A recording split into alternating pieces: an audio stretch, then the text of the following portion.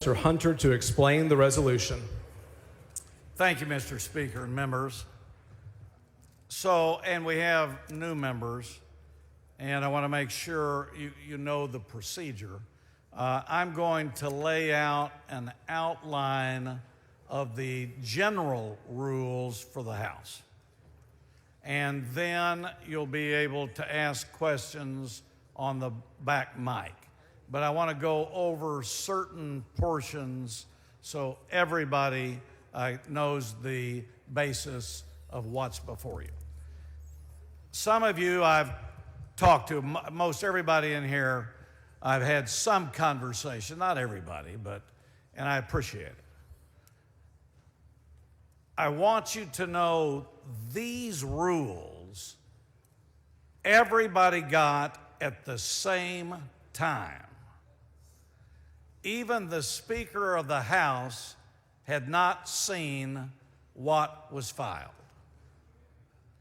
And the reason is I felt that it was important that we 150 members receive everything at the same time. I want you to know that if you have criticism, give it to me. If you have ideas, give it to me. I've heard every rumor in the world, give it to me. But the bottom line is, these are the procedures that we as a House follow. And I'm going to ask that you remember this is not policy today. This is procedure.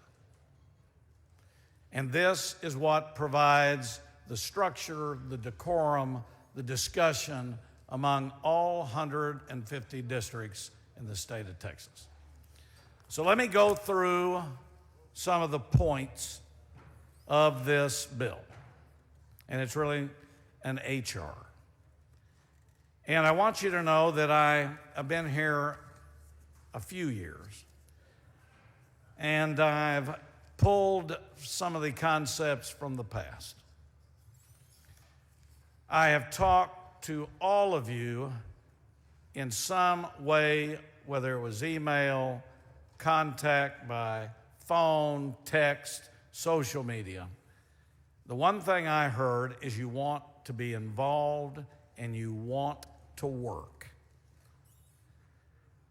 And I also heard about how do we set up different structures.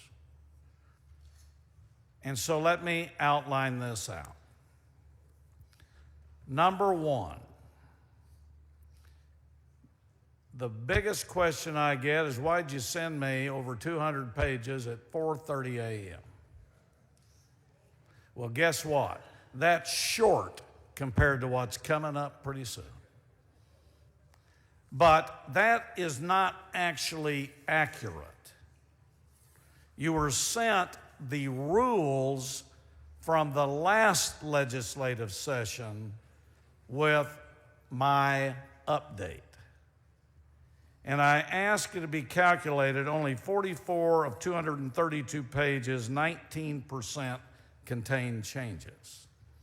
14 pages contain changes not related to committee structure, and the rest relate to the committee structure. So here are the main points.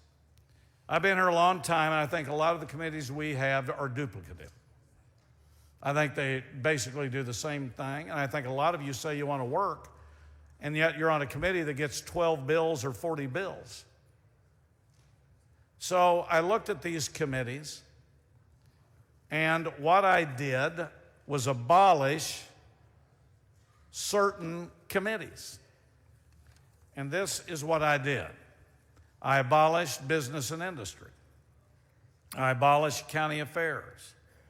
I abolished defense and veteran affairs. I abolished juvenile justice and family issues. I abolished resolutions calendars. I abolished urban affairs. But I took those topics and jurisdiction and placed in two newly created committees.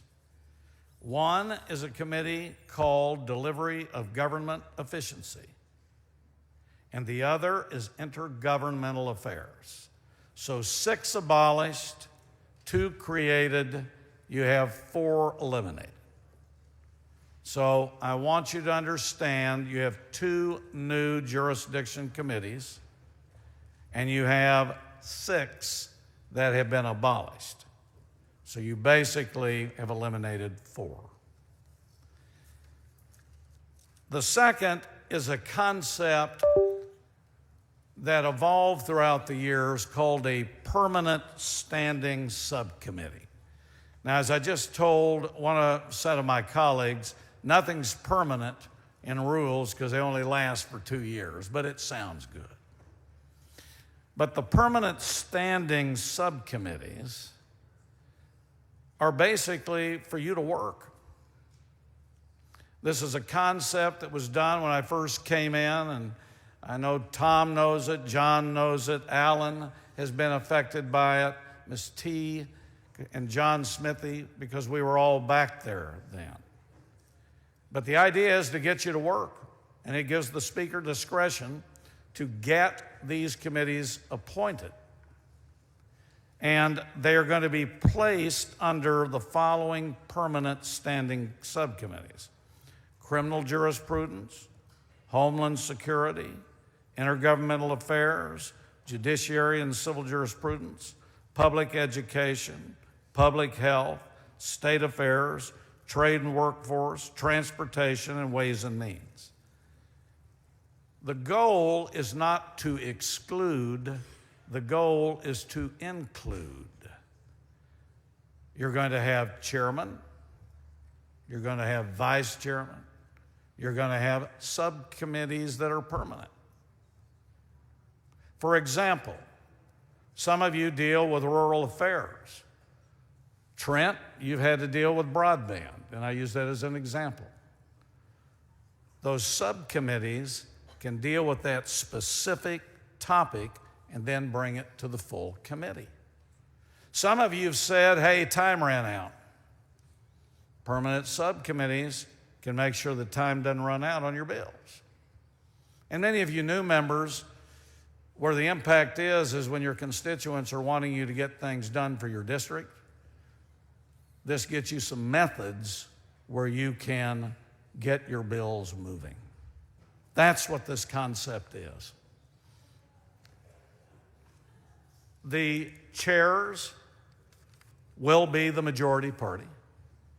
The vice chairs will be the minority party. The other construction is left with the Speaker of the House.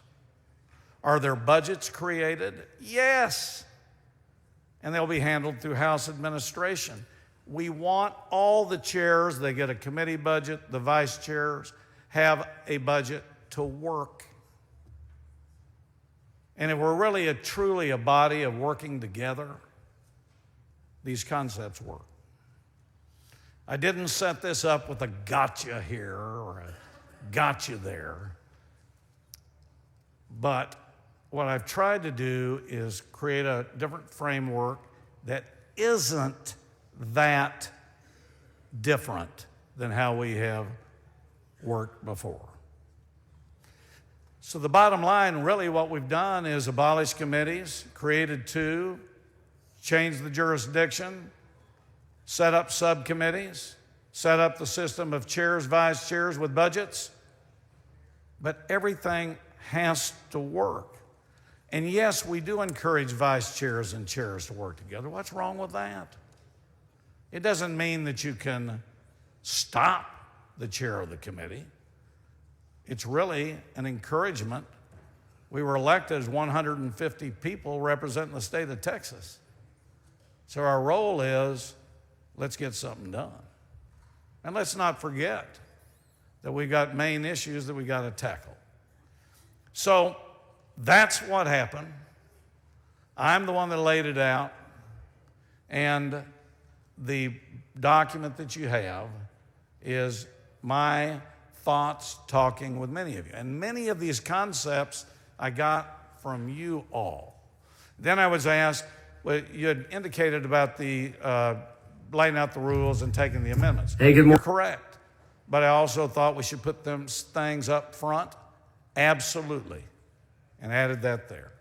So, Mr. Speaker, I think everybody's seen the 200-page document, which is really not 200 pages, with a new